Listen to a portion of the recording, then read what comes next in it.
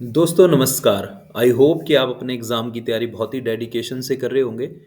दोस्तों आज हम बात करेंगे शॉर्ट हैंड के ओवरव्यू के बारे में कि जो एक पैसेज होता है शॉर्ट हैंड का, जो एक आप पैसेज लिखते हैं, कोई भी सीन या अनसीन कोई भी पैसेज आप लिखते हैं, तो उसको लिखते टाइम क्या-क्या उस पैसेज के पार्ट होते हैं और आपको क्या-क्या चीज़ पे ध्यान रखना चाहिए और हमें किस-किस चीज़ में ज़्यादा दिक्कत आती है।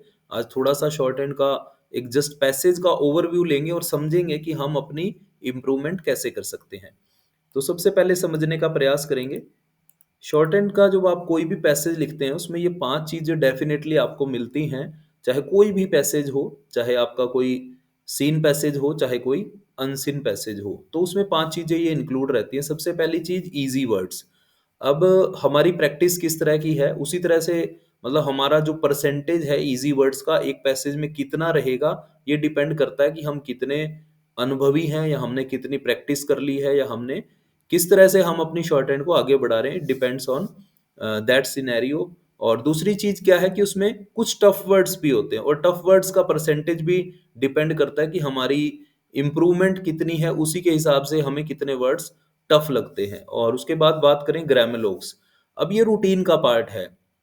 अगर आप किसी भी पैसेज में चेक करेंगे, अगर वो मान लीजिए कि कोई जनरल पैसेज है किसी मैगज़ीन का, तो उसमें परसेंटेज जो है ग्रामोलोग्स की आप देखेंगे 30% कम से कम 30 टू 40% ग्रामोलोग्स होते ही हैं। मतलब अगर 400 वर्ड हैं, तो समझ लीजिए कि उसमें लगभग 100 तो ग्रामोलोग होंगे ही होंगे। 80 टू 100 के आसपास उसमें 400 में आपको ग्रामोलोग ही मिल जाएँगे। तो काफ़ी परसेंटेज ग्रामोलोग्स की होती है और हम कई बार इसको हल्के में लेके चलते हैं कि ग्रामोलोग्स तो हमें आते हैं और बहुत बारी हम उसको भूल भी जाते हैं। कई बार हमें वो कंफ्यूज भी कर देता है, ठीक है। उसके बाद बात करते हैं, कुछ नेम्स आते हैं किसी ना किसी पैसेज में। अगर हम डिक्टेशन लिखते हैं डेली बेसिस पे, अनसीन पैसेजेस लिखते हैं और फिर दिक्कत आती है नेम्स को लिखने में, तो उस चीज़ को कैसे ओवरकम करें, उस पे भी थोड़ी सी बात करेंगे। उसके बाद बात आती है नंबर्स की, कि जो न्यूमेरिक है वो बार बार आपकी डिक्टेशंस में आते हैं, तो आप उनको कैसे अच्छे से लिख पाएँ, इसके ऊपर थोड़ी-सी चर्चा करेंगे। सबसे पहले बात करेंगे ईज़ी वर्ड्स की। देखिए ईज़ी वर्ड्स कौन से हैं, या तो आपने उनकी कभी न कभी प्रैक्टिस कर रखी है या फिर कभी न कभी आपने वो वर्ड ज़रूर सुना हुआ है, तो इसीलिए आपको वो ईज़ी लगता है। और ये तो सिंपल सी बात है, जो ईज़ी लगेगा उस पे बात करने की हमें कोई बहुत ज़्यादा नीड नहीं है। अब बात करते हैं टफ़ वर्ड्स की। अब टफ़ वर्ड लगते क्यों हैं? मतलब हमें कोई भी वर्ड मुश्किल लग रहा है, तो आखिर वो लग क्यों रहा है? सबसे पहली चीज़ तो है कि बिकॉज़ ऑफ वोकैब्युलरी, कि हमारी वोकैब्युलरी जो है, वो बहुत ज़्यादा अच्छी नहीं है। हमें इंग्लिश में बहुत दिक्कत आती है अगर हम इंग्लिश के, क्योंकि मैं जनरली आपसे इंग्लिश शॉर्ट हैंड की ही बात करता हूँ।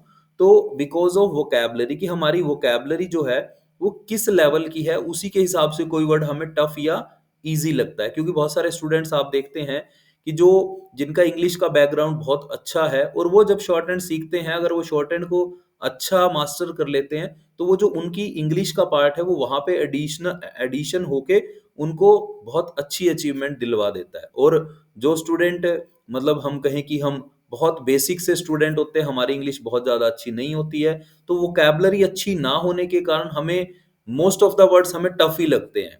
दूसरी चीज़ क्या है कि अगर कोई आउटलाइन बहुत लेंथी है, तो वो हमें टफ़ लगती है, हमारे से बहुत ईज़िली बन नहीं पाती। अगर हम उसकी प्रैक्टिस भी कर लें, तो भी कई बारी चांसेस होते हैं कि वो हमारे से नहीं लिखी जाती। तो जो लेंथी आउटलाइन्स है, वो भी एक पार्ट है कि वो हमें टफ लगता है। तीसरी चीज़ क्या है, we never heard those words, मतलब हमने वो वर्ड कभी सुने नहीं है, इसीलिए वो हमें टफ लगते हैं।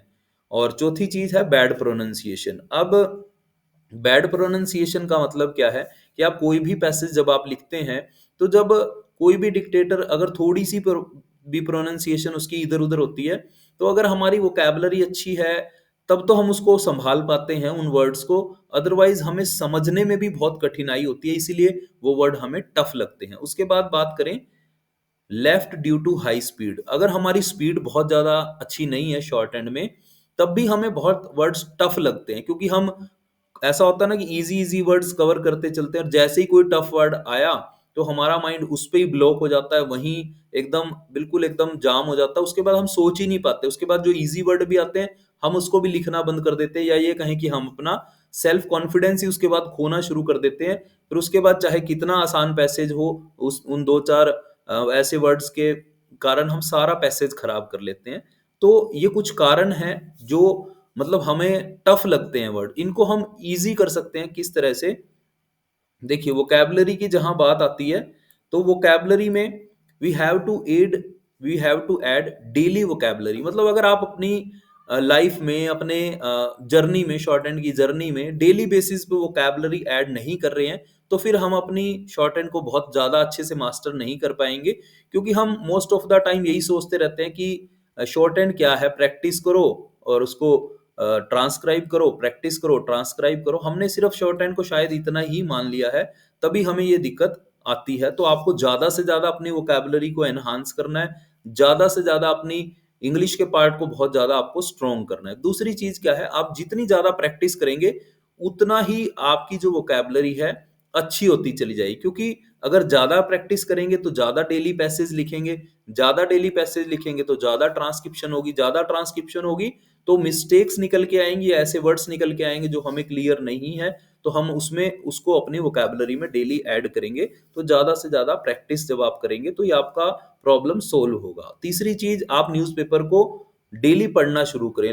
अप्रॉक्सिमेटली हाफ एन आवर आपको ज़रूर देना चाहिए, क्योंकि हम डेली बेसिस पे जब नए-नए वर्ड्स पढ़ते हैं, एडिटोरियल पढ़ते हैं न्यूज़पेपर में से, या फिर हम कोर्ट की प्रिपरेशन कर रहे हैं, तो हम डेली बेसिस पे जो इंसिडेंट हो रहे हैं, जो नई इम्प्लीमेंटेशन हो रही है, जो गवर्नमेंट की तरफ से नई-नई स्कीम्स आ रही हैं, या जो कहीं पे कहें कि किसी भी तरह के इस तरह के, सपोज़ करो कि डेली कहीं कोई क्राइम हो रहा है, कहीं कोई एक्सीडेंट, मतलब कुछ भी इस तरह के पैसेजेस जो हमें कोर्ट की उसमें काम आते हैं डिक्टेशन में, या इस तरह के पैसेजेस जो गवर्नमेंट से रिलेटेड हैं, नई-नई स्कीम से रिलेटेड हैं, जनरल इन्फॉर्मेशन से रिलेटेड हैं, एडिटोरियल पेज से रिलेटेड हैं, तो ये सारी चीज़ें हमें हमारी वोकैब्युलरी को एनहांस करने में हमारी मदद करती हैं। तो इससे क्या है, हमारे लिए जो टफ वर्ड है, वो धीरे-धीरे, धीरे-धीरे ईज़ी होते चले जाते हैं। तो आपको इस पे काम करना पड़ेगा। उसके बाद बात करें, लेंथी जो आउटलाइन है, उसको आप थोड़ा-सा अच्छा कैसे कर सकते हैं? देखिए, पहली चीज़ तो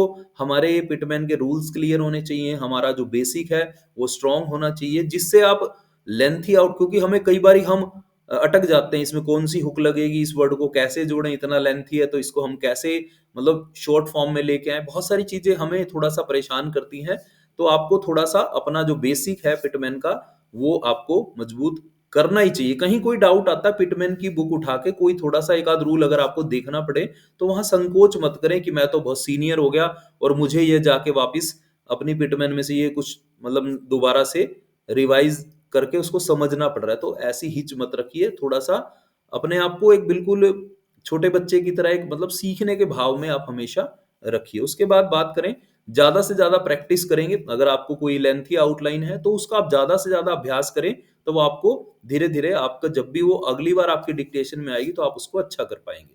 उसके बाद बात आती है कंसंट्रेशन की। अब बहुत बार ऐसा होता है कि जब कोई डिक्टेशन हमें डिक्टेट हो रही होती है, तो लेंथी आउटलाइन हम कैसे पकड़ पाते हैं? कई बार हम बहुत अच्छी कंसंट्रेशन से चल रहे होते हैं, तो डेफ़िनेटली वहाँ हम उसको कवर कर लेते हैं। लेकिन कहीं लैक ऑफ कंसंट्रेशन होगा, तो थोड़ा-सा भी वर्ड कोई ऐसा लेंथी होगा, तो हम वहीं पे अटक जाते हैं और फिर हमारा सारा पैसेज वहीं पे स्पॉइल हो जाता है। तो हमें इसको थोड़ा-सा ओवरकम करना पड़ेगा अपनी कंसंट्रेशन के थ्रू। तो आप समझ रहे होंगे, आपकी वोकैब्युलरी, आपकी लेंथी आउटलाइन्स।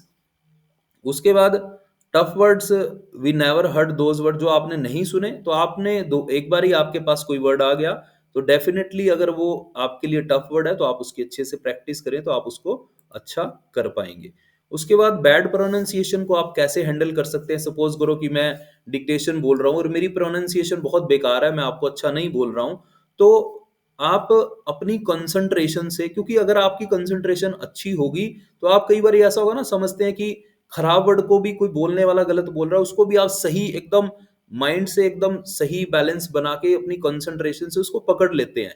और जब कई बार कंसंट्रेशन लैक होती है, ईज़ी वर्ड भी क्या होता है, हम उसको समझ नहीं पाते due to lack of concentration. तो आपको अपनी कंसंट्रेशन अच्छी रखनी है, उस बैड प्रोनंसिएशन को ओवरकम करने के लिए, क्योंकि एग्ज़ाम में भी तो ये बहुत बार होता है, हम बहुत तैयारी करते हैं, बहुत मेहनत करते हैं, और जब एग्ज़ाम में बैठते हैं, हम तो कहते हैं कि बोलने वाले ने पैसेज खराब बोल दिया। तो वहाँ पे हम अपने आप को अगर इतना मजबूत करके चलें, अब देखिए कुछ वर्ड नहीं समझ में आए फिर भी कोई दिक्कत नहीं है, लेकिन जब आप ये समझे कि अगर 100 स्टूडेंट्स एग्जाम दे रहे हैं, 100 एस्पायरेंट्स कोई एग्जाम दे रहे हैं, तो उसमें से अगर आप सबसे अच्छा करेंगे तो सिलेक्शन तो आप ही को मिलने वाला है। तो इस तरह से जो स्टूडेंट अपनी इस स्किल पे अच्छे से काम करता है तो डेफिनेटली उसको इस चीज़ का बेनिफिट मिलता ही मिलता है। उसके बाद अंडरस्टैंडिंग ऑफ पैसेज, क्योंकि पैसेज की अंडरस्टैंडिंग होना भी बहुत ज़रूरी है। सपोज़ करो कि जब कोई जनरल डिक्टेशन चल रही होती है तो वहाँ पे हमारे ग्रामोलोग्स, हमारी वोकैब्युलरी, हमारी प्रैक्टिस, हर एक चीज़ काम आती है। पैसेज की अंडरस्टैंडिंग भी बहुत काम आती है। सपोज़ करो कोर्ट का कोई पैसेज चल रहा है, आपको अंडरस्टैंडिंग हो रही है कि क्या चल रहा है। सपोज़ करो कोई इंसिडेंट शुरू हुआ, कोई रेंट पिटीशन शुरू हुई, कोई 138 का केस शुरू हुआ, कोई 125 सीआरपीसी का केस या कोई एनडीपीएस एक्ट का, तो आपको पता लगता चला जाता है कि इसमें किस-किस तरह के वर्ड्स आते हैं, क्योंकि अगर आपकी अंडरस्टैंडिंग अच्छी है तो डेफिनिटली आप उस चीज़ को समझ पाएँगे। अगर अंडरस्टैंडिंग अच्छी नहीं है, सिर्फ हम आउटलाइन के पीछे ही भाग रहे हैं कि मैं इसको भी अलग कर लूँ, उसको भी अलग कर दूँ, इसको काट दूँ, ऐसे इसको कर दूँ, मतलब हर एक चीज़ में हम बहुत ज़्यादा डीप में उस चीज़ में जाते हैं जहाँ हम अपने अंडरस्टैंडिंग के लेवल को खत्म करते चले जाते हैं, क्योंकि हम अपने आप को मैच्योर नहीं कर रहे, हम अपने आप को दबाते चले जा रहे हैं। किसके नीचे? बस आउटलाइन, आउटलाइन, आउटलाइन, आउटलाइन अलग होनी चाहिए, दुनिया की कोई भी आउटलाइन मेरी क्लैश नहीं होनी चाहिए, ऐसा कभी भी नहीं होगा। आपकी इंग्लिश का पार्ट काम करेगा, आपका वोकैब्युलरी काम करेगा, आपकी पैसेज की अंडरस्टैंडिंग काम करेगी, उस पे आपको ज़्यादा समझ के जोर देने की ज़रूरत है। उसके बाद सेल्फ कॉन्फिडेंस से भी आप थोड़ा बहुत कोशिश करके ओवरकम कर सकते हैं किस चीज को? Bad pronunciation. क्योंकि जहां आप समझिए कि पूरे पैसेज में ऐसा कभी नहीं होगा कि 400 में 400 के 400 ही वर्ड समझ नहीं आए, थोड़ा बीच में कहीं दिक्कत आएगी, तो आप उसको अपने सेल्फ कॉन्फिडेंस से ओवरकम कर सकते हैं इन टफ वर्ड्स को। बैड प्रोनाउंसिएशन कहीं भी आए किसी भी तरह की। उसके बाद left due to high speed, अगर आपका स्पीड ज्यादा कोई डिक्टेशन ज्यादा स्पीड की है और आपकी स्पीड उतनी नहीं है, तो मैं आपको एक एडवाइस ये देना चाहूंगा, एक सजेशन मेरा ये है, always do not run behind the outlines. हम आउटलाइन के पीछे बहुत भाग रहे हैं, मैं देखता हूँ 99% स्टूडेंट सिर्फ आउटलाइंस के पीछे भागने का प्रयास कर रहे हैं, वो ना अपनी अंडरस्टैंडिंग पे काम कर रहे हैं, ना अपनी वोकैबुलरी पे काम कर रहे, और स्पीड ज्यादा उनको लिखनी है और वो लिखते भी हैं, और वो बहुत बार कहते हैं कि मैं तो 120 लिख लेता हूँ, मैं 130 लिख लेता हूँ, मैं 100 लिख लेता हूँ, मैं 90 लिख लेता हूँ। बट लिखना ही कोई क्राइटेरिया थोड़ी है। आपको आपकी अंडरस्टैंडिंग कितनी आ रही है, एक्यूरेसी कितनी आ रही है, तो अपनी स्पीड को थोड़ा सा एनहांस करिए सिस्टमेटिक वे में। सिर्फ अपनी स्पीड को एक टैग लाइन मत बना लीजिए कि मेरी इतनी स्पीड है, क्योंकि हमने लिखने को ही अपनी स्पीड मान रखा है, उसके बाद चाहे एक्यूरेसी 80% आए, उसका कोई फायदा नहीं है, आपको सिलेक्शन उस तरह से नहीं मिलेगा। तो अगर आप इन सब चीजों पे काम करेंगे तो डेफिनेटली टफ वर्ड्स को आप ओवरकम कर पाएंगे। तो वो कुछ थे इजी वर्ड्स, उस पे मैंने कोई ज्यादा चर्चा नहीं की। टफ वर्ड्स में तो आई होप कि आप समझ पाए होंगे कि आपको क्या करना है। उसके बाद ग्रामोलोग्स, देखिए ग्रामोलोग्स टफ नहीं होते बट लिटिल बिट कंफ्यूजिंग होते हैं। तो आपको क्या करना चाहिए उसके लिए? ट्वाइस और थ्राइस इन ए मंथ, या 1 वीक में एक बार, या 10 डेज में एक बार।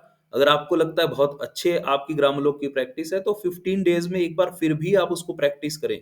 1-2 घंटे निकाल के एक स्पेशल टाइम दे के आप अपने ग्रामोलोग्स की प्रैक्टिस करें, ये काम जरूर करें अगर आप इंप्रूवमेंट करना चाहते हैं। उसके बाद बात आती है नेम्स की। देखिए नेम्स, जैसे ही कोई नेम आता है तो हम क्या करते हैं, हम उसको ट्राई करते हैं कि हम उसको लॉन्ग हैंड में लिख लें, हम यही कोशिश करते हैं। या ये कहें कि सपोज करो कि कहीं आ गया जयपाल शर्मा, तो आप क्या करेंगे? जेपी शर्मा लिखने की उसको कोशिश करेंगे। आप most of the time, most of the students कोशिश नहीं करते हैं उसको शॉर्ट हैंड में कन्वर्ट करने की।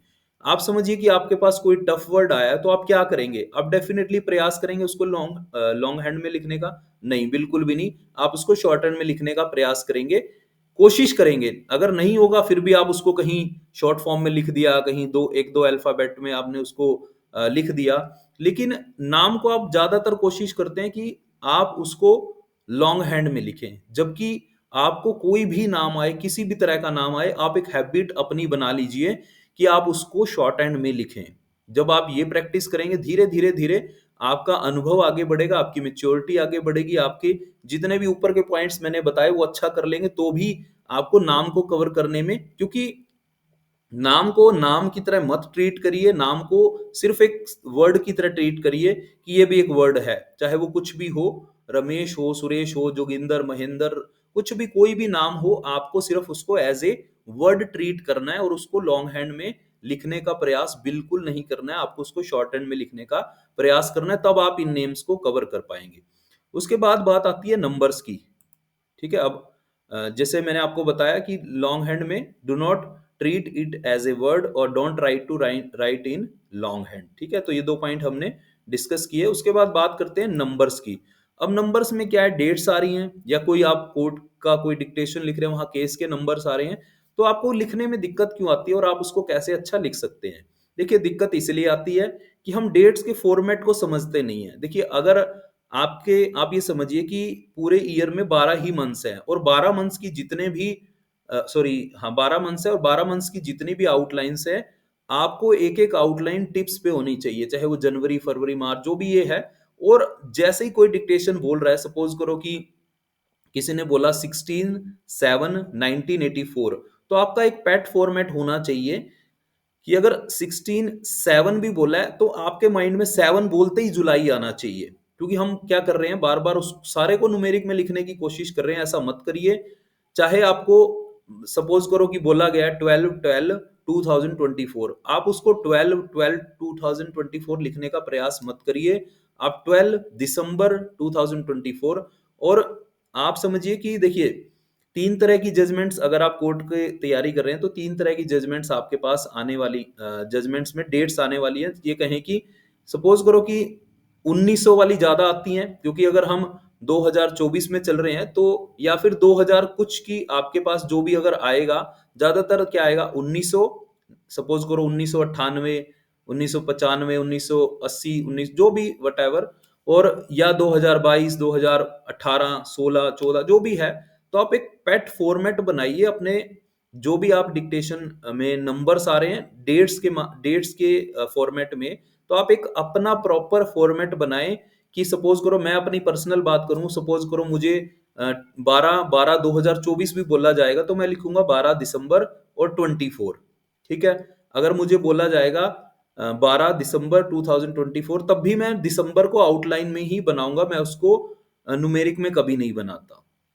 ठीक है, तो अपना एक पेट फॉर्मेट बनाइए। और थोड़ा सा आप कभी मतलब ये समझिए कि अगर आप कोई भी इस तरह का लिख रहे हैं, जैसे मान लीजिए आपने 1900 कुछ लिखा, तो कुछ चीजें कंसंट्रेशन से भी याद रहती है कि यहाँ कौन सा ईयर की बात हो रही है, कौन सा चल रहा है। एक बार आपने लिख लिया तो बार बार उस मतलब शुरू के ईयर को रिपीट मत करिए, क्योंकि एक बार 1900 कुछ चलेगा तो बाद में 1900 ही चलेगा, फिर 2000 या वो नहीं चलने वाला है। तो थोड़ा सा आप इन चीजों को समझ के प्रैक्टिस से और एक ही फॉर्मेट में चलेंगे। और दूसरी चीज, आपकी प्रैक्टिस जो है लैपटॉप के राइट साइड में जो न्यूमेरिक होता है, उस पे भी एज एक डाटा एंट्री ऑपरेटर की तरह आप उसमें कुछ नंबर्स को प्रैक्टिस करें अच्छे से, ताकि आपका हाथ उस पे जल्दी जल्दी चले।